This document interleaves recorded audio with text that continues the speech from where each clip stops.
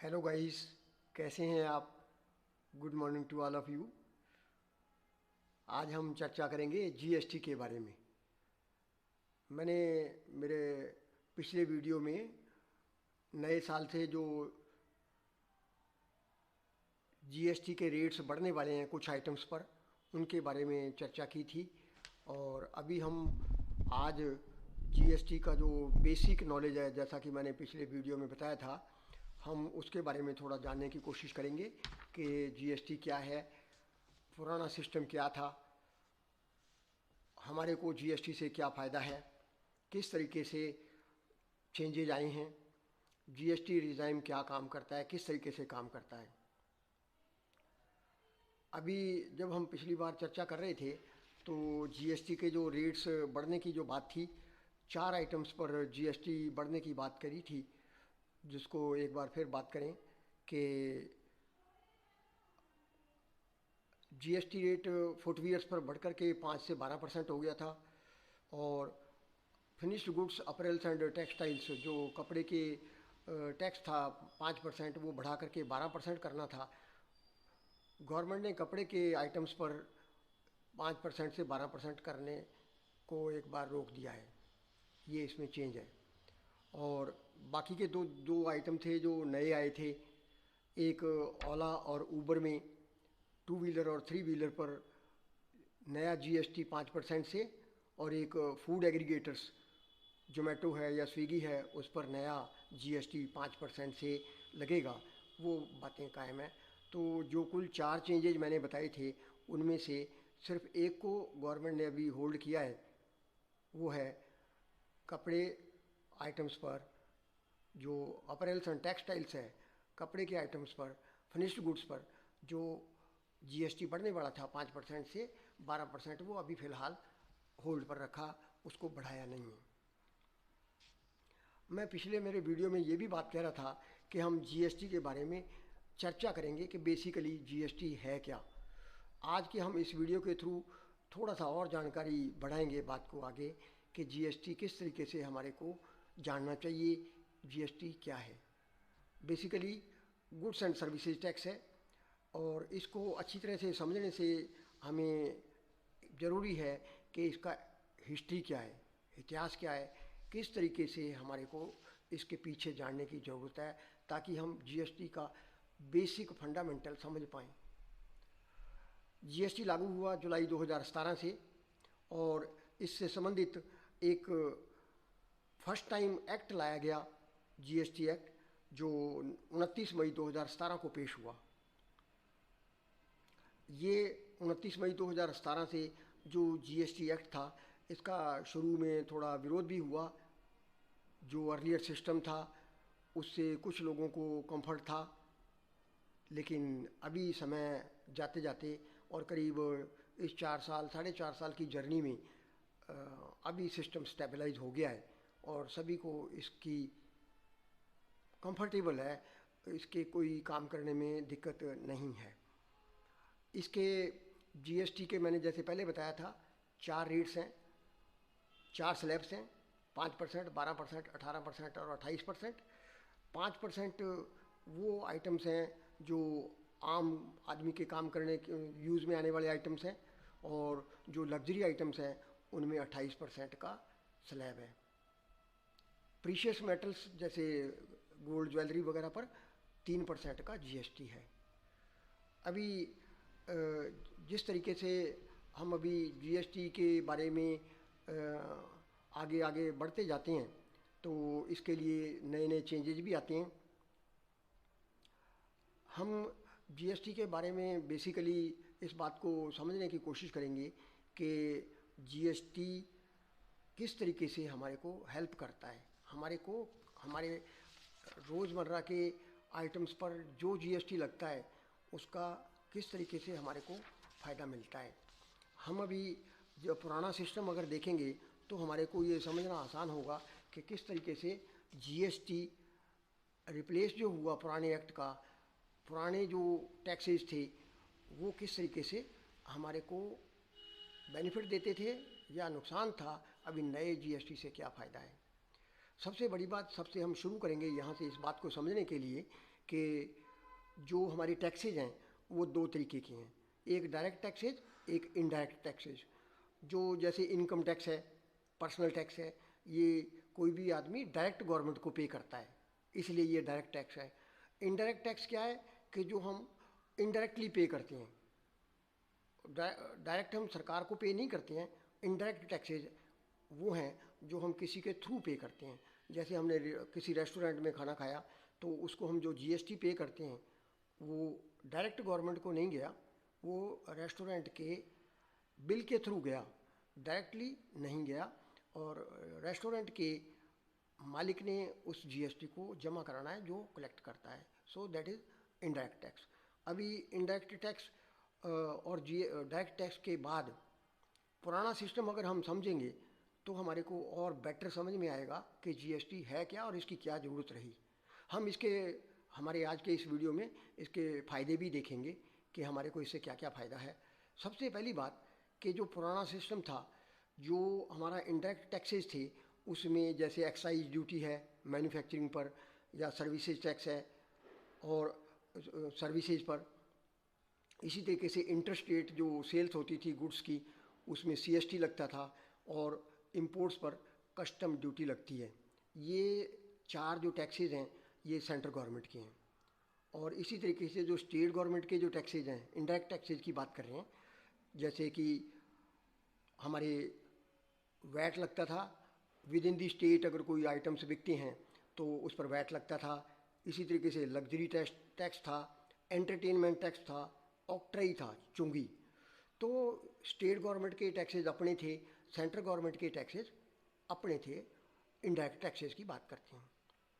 अभी इस जीएसटी के आने के बाद इनको रिप्लेस कर दिया गया है, और जो सेंट्रल गवर्नमेंट के टैक्सेज थी including excise duty, then services tax, CST, ये सब रिप्लेस करके जीएसटी में आ गए। जो जीएसटी में सेंट्रल गवर्नमेंट के टैक्सेज आए हैं वो जाने जाते हैं CGST, central government services tax. और अभी जो स्टेट गवर्नमेंट के जो टैक्सेज थे वो स्टेट गवर्नमेंट के टैक्स से नाम जाने जाते हैं। वो SGST मतलब स्टेट गवर्नमेंट का जीएसटी है। तो अभी जीएसटी रिप्लेस हुआ है, जो वो स्टेट गवर्नमेंट के टैक्सेज को जो रिप्लेस किया है वो SGST के नाम से, और जो सेंटर के टैक्सेज रिप्लेस हुए हैं वो CGST के नाम से रिप्लेस हुए हैं। जो चार्ज होता है वो कंप्लीट एक ही जगह पर, एक ही स्लैब पर है। उसके दो भाग रहते हैं। आप बिल में देखे भी होंगे कि हम कभी भी जीएसटी पे करते हैं तो ऐसा नहीं है कि अलग अलग पे करते हैं, उसके दो पार्ट्स रहते हैं, पेमेंट एक ही जगह पर होता है। तो उसके CGST और SGST दो पार्ट हैं, परसेंटेज भी लिखी रहती है, लेकिन कलेक्ट एक ही जगह पर होता है। अभी जो रिप्लेस किया है, जो हमने टैक्सेज को रिप्लेस किया है, जैसे एक्साइज ड्यूटी को या सर्विस टैक्स को, CST को, और इसी तरीके से स्टेट गवर्नमेंट के जो टैक्सेज हैं इनको रिप्लेस जो किया है, ये रिप्लेस करने के बाद में सबसे बड़ी बात कि इतने टैक्सेज के चक्कर में पड़ने की ज़रूरत नहीं है। अभी एक ही टैक्स है, एक ही टैक्स है, दैट इज़ GST। तो सिस्टम सिंप्लीफाई हो गया। और इसके अलावा इसके और क्या क्या फ़ायदे हैं, सबसे बड़ी बात कि इसका टैक्स पर टैक्स देना नहीं पड़ता है। पहला फ़ायदा हमने ये बताया कि GST एक ही हो गया, मल्टीपल टैक्सेज नहीं ज़रूरत अभी। दूसरा, टैक्स पर टैक्स नहीं देना पड़ता है, कैस्केडिंग इफेक्ट नहीं है। कैस्केडिंग इफेक्ट मतलब जो हम एक जगह पर टैक्स ऐड हो गया उसके ऊपर टैक्स और लगता है। इसको हम एक एग्जांपल के थ्रू समझ सकते हैं। जैसे किसी मैन्युफैक्चरर ने रॉ मटेरियल लेकर के, लेबर लगा करके 100 रुपये का आइटम बनाया, तो उस पर पहले जो सिस्टम था उसमें एक्साइज ड्यूटी लगती थी 100 रुपये, और उसके बाद में जब रिटेलर बेचता था, जो शॉपकीपर आगे कंज्यूमर को देता था, तो उसमें फिर वैट लगता था। जो वैट लगता था वो एक्साइज ड्यूटी के जोड़ने के बाद में अमाउंट पर लगता था। जैसे सपोज करो कि आइटम है 100 रुपये का, उस पर एक्साइज ड्यूटी जुड़ गया 12%, मान लो 112 रुपये कीमत हो गई। 112 रुपये की कीमत मान करके उसके ऊपर वैट लगता था। इसका मतलब जो 112 रुपये पर वैट, सपोज करो कि वैट हमने ऐड करना है 12.5%, तो 12.5% ऐड करेंगे तो वो 112 रुपये पर ऐड होता था। इसका मतलब जो 12 रुपये हमने एक्साइज ड्यूटी के जोड़े थे, कंज्यूमर उस पर भी वैट देता था। ये सबसे बड़ा इसका पुराने सिस्टम का डिफेक्ट था। टैक्स पर टैक्स देते थे हम, वो सिस्टम अभी बंद हुआ। जीएसटी एक ही, टैक्स पर टैक्स नहीं है, इट इज़ ओनली वंस। तो उस तरीके से हमारे को एक्साइज ड्यूटी के ऊपर भी टैक्स देते थे, या जो टैक्स पर टैक्स देते थे वो अवॉइड करने में मौका मिला। अभी इस तरीके से हम जो जीएसटी के सिस्टम में आए हैं, तो अभी कंज्यूमर जो है वो टैक्स पर टैक्स पे नहीं करता है। वो बहुत इस तरीके से आइटम्स पहले की बजाय सस्ते हुए हैं, कंज्यूमर तक आइटम रीजनेबल रेट्स में पहुंचता है। और अभी इसके अलावा जैसे हम बात करते हैं, इससे ब्लैक मनी पर भी बंदिश लगी है। किस तरीके से कि अभी जो हम जीएसटी का बिल लेते हैं तो वो एक पक्का बिल लेते हैं, चाहे वो मैन्युफैक्चरर से हो, होलसेलर से हो, रिटेलर से हो। कस्टमर तक जब जाता है आइटम तो वो बिल के थ्रू जाता है। इसका मतलब जो बिना बिल के जो टैक्स वगैरह की जो चोरी होती थी वो अभी बहुत रेस्ट्रिक्ट हुआ है, कम हुआ है। ब्लैक मनी पर बंदिश लगी है, ये बहुत बड़ा फ़ायदा है। और रिटेलर को भी एक विश्वास रहता है कि वो पक्के बिल के थ्रू सामान आया है, तो उसमें एक ट्रांसपेरेंसी है, स्पष्ट है उसमें कि आइटम कितने का चला है। आगे चल करके वो बिल के थ्रू आया है, पक्का बिल चलता है, क्योंकि जीएसटी का इसमें इनपुट क्रेडिट भी कंज्यूमर तक लिया जाता है। मैन्युफैक्चरर जो टैक्स देता है उसका इनपुट क्रेडिट लेता है। इसी तरीके से होलसेलर है, रिटेलर है, वो जो टैक्स बनता है, ड्यू बनता है पे करना, उसमें से जो ऑलरेडी पे कर दिया है उसका इनपुट क्रेडिट लेते हैं। अल्टीमेटली पूरा टैक्स जो है वो आता है कंज्यूमर पर, लेकिन टैक्स पर टैक्स नहीं है। इसी तरीके से इसके और जो फ़ायदे हैं, जैसे वन इंडिया वन मार्केट, अभी आइटम्स कहीं पर भी हमारे को जीएसटी के कारण मोबिलिटी बढ़ी है, मेक इन इंडिया को बल मिलेगा। और seamless flow of the goods, अभी क्या है कि पहले आइटम्स के एक दूसरी जगह पर जाने में बड़ा दिक्कत होती थी। आप लोगों ने देखा होगा कि चुंगी नाके पर ट्रकों की लाइनें लगी रहती थी। शहर के बाहर चुंगी के लिए पे करने के लिए, जो कि स्टेट गवर्नमेंट का चुंगी का जो लागू होता था, तो उसके लिए बहुत देर लगती थी। अभी फ्लो जो है वो सिंपल हो गया, जीएसटी पे हो गया है तो उसमें रुकने की कोई ज़रूरत भी नहीं है, तो वो फ्लो सिंपल हो गया, आइटम्स मोबिलिटी बढ़ गई। इसी तरीके से बिजनेस करने में आसानी हुई, क्योंकि टैक्सेस अभी मल्टीप्लिसिटी नहीं है, टैक्सेस की सिंपलिसिटी हो गई। और इसी तरीके से रजिस्ट्रेशन कराना पड़ता था, इतने इतने टैक्सेस का रजिस्ट्रेशन कराना पड़ता था, एक्साइज ड्यूटी के लिए, सेल्स टैक्स के लिए, वैट के लिए, अभी सर्विस टैक्स के लिए। अभी वो इतने रजिस्ट्रेशंस की ज़रूरत नहीं है, एक ओनली एंड ओनली एक, दैट इज़ जीएसटी का रजिस्ट्रेशन काफ़ी है। इस तरीके से हमारे को इसके कुछ ये जो फ़ायदे हैं, हमारे को एक जीएसटी होने से बिजनेस करने में भी आसानी है, कंज्यूमर को भी फ़ायदा है, पक्का बिल मिलता है और ट्रांसपेरेंसी है। ये अभी जैसे जैसे स्टेबलाइज हो गया सिस्टम, तो इसकी एक्सेप्टेबिलिटी लोगों ने अभी इसको मंजूर किया है। और अभी जो टैक्स भी है वो कलेक्शन लगातार लगातार बढ़ रहा है। अभी जीएसटी बढ़ता है, जीएसटी कलेक्शन अगर सेंट्रल गवर्नमेंट का बढ़ता है तो इसका मतलब ये है कि हमारी प्रोडक्टिविटी बढ़ रही है, क्योंकि आइटम्स अगर बढ़ते हैं तो उससे कलेक्शन जो है डेफिनेटली बेटर होगा।